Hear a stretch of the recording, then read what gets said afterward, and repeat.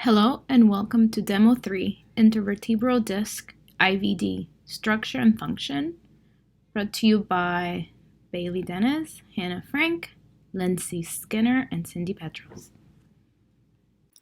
Intervertebral discs, also known as IVDs, are located throughout the vertebral column, sandwiched between the vertebra above and the vertebra below. There are 23 IVDs in the spine. 5 are found in the cervical region, 12 in the thoracic region, 5 in the lumbar segment, and 1 in the sacral segment of the spine. Vertebra C1 and C2 of the spine do not have an intervertebral disc between them. Intervertebral discs are considered cartilaginous joints with 3 degrees of freedom to allow for flexion and extension of the spine, rotation of the vertebral bodies, and lateral flexion. In addition, IVDs help support accessory motions of the vertebrae. Each intervertebral disc contains 3 components: the nucleus pulposus, the annulus fibrosus, and the cartilaginous end plate. We will focus on only 2 of these components, the nucleus pulposus and annulus fibrosus. The nucleus pulposus is a flexible, gel-like center that is non-compressible, yet supple enough to allow for the relocation of the load acted upon the vertebra. The nucleus pulposus contains mostly water, between 66 to 86% of it, and it dehydrates throughout the day. Permanent dehydration of the nucleus occurs after age 40.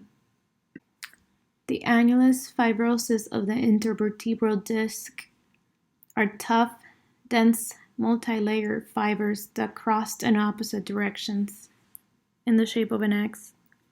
The annulus fibrosus allows for tautness in some positions throughout the disc.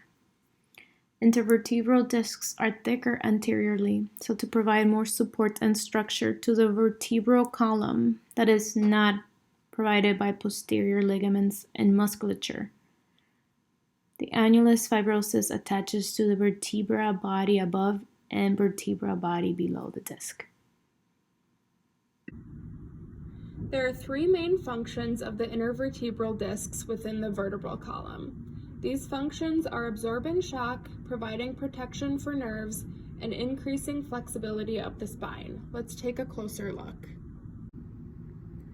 The most important function of the intervertebral discs are absorbing shock within the vertebral column.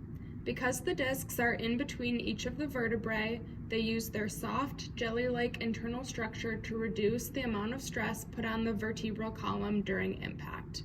When this pressure is put on the spine during everyday activity, the nucleus pulposus is able to redistribute itself within the annulus fibrosus to evenly distribute the impact. Next, the intervertebral discs provide protection for the spinal and vertebral nerves that run down the vertebral column. The intervertebral discs prevent the vertebrae from grinding on top of one another during movement and pinching any of these nerves. Lastly, the intervertebral discs allow for increased flexion and extension, lateral flexion, and axial rotation. The discs allow us to bend over or side to side without the vertebrae rubbing against each other. In addition to this, the intervertebral discs operate in a dynamic disc model, where the nucleus pulposus moves in the opposite direction the spine does. For example, if Hannah participated in forward bending, the nucleus pulposus would move posteriorly. This allows for that even distribution of impact during movement. Ultimately, the intervertebral discs prevent the vertebrae from rubbing against each other, causing protection of valuable structures and increased mobility. The intervertebral discs are mostly avascular structures that are innervated by the sinovertebral nerve, a sensory nerve which extends from the dorsal root ganglia at the very edges of the annulus fibrosus. Due to the location of these nerves in relation to the intervertebral discs, any injury to the discs can be extremely painful. Because branches of the metaphyseal arteries and capillaries only reach the outer annulus fibrosus and do not penetrate the discs, diffusion must occur to allow for the passage of oxygen and nutrients at the intervertebral discs. The annulus fibrosus does not have pores, so this diffusion occurs through the pores of the end plates, which connect the intervertebral disc to the vertebra inferior and superior to it. Nutrients such as oxygen and glucose pass through the end plate pores due to concentration levels in order to reach the nucleus pulposus. Similarly, metabolites such as lactic acid leave the intervertebral discs in the opposite direction. The intervertebral discs are critical to vertebral flexion, extension, axial rotation, lateral flexion, and axial compression distraction. The discs are attached to the vertebra and supported during these movements by hyaline cartilage and a series of ligaments. The anterior longitudinal ligament runs the length of the spine from the occiput to the sacrum. It provides strength to the anterior portion of the intervertebral discs and limits extension of the spine.